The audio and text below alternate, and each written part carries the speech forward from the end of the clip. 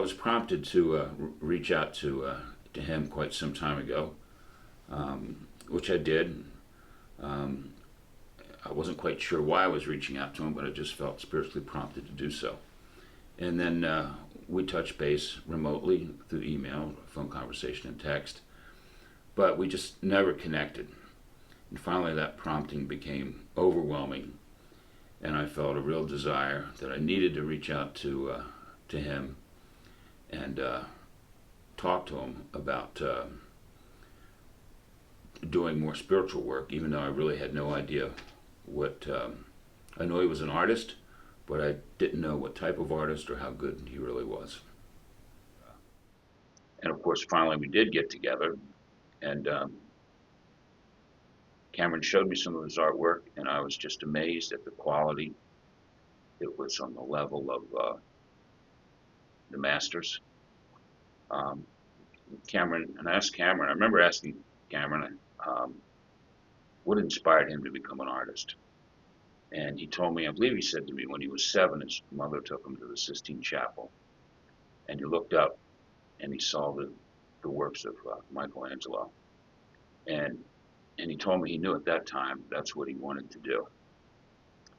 And that really inspired me that a young child was inspired to become an artist and went on to become that artist.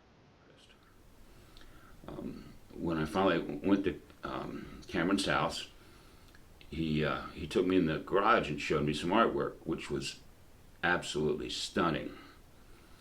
And we came out of the garage, and I'd said to him, I said, "Have you ever thought about doing more spiritual work?" And he said, "Well, there was a piece in the garage, some art a sculpture in the garage that he had done." And I said, "Well, I didn't see it." And so we went back into the garage, and in the corner, kind of tucked away in the corner where you couldn't see it, was this clay sculpture of the Savior, Jesus Christ.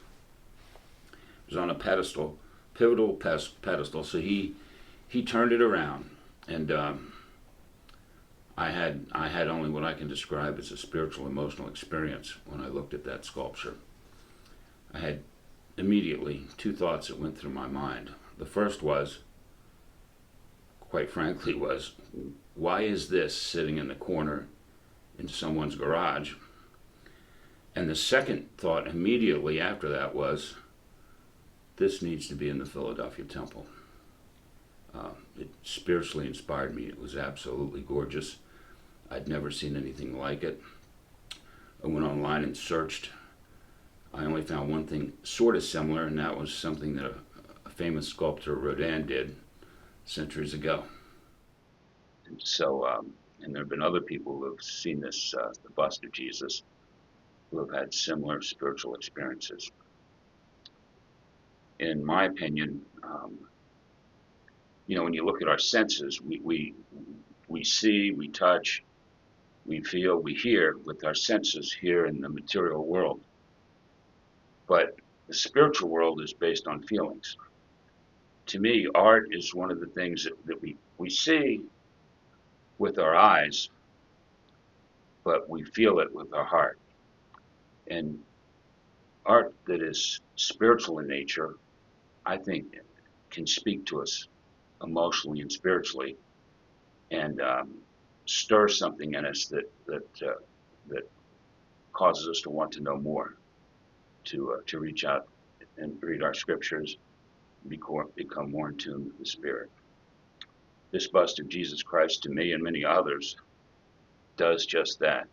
It is a wonderful missionary tool, and it's something that helps you focus and ponder on Jesus Christ and how Jesus can be influential in your life.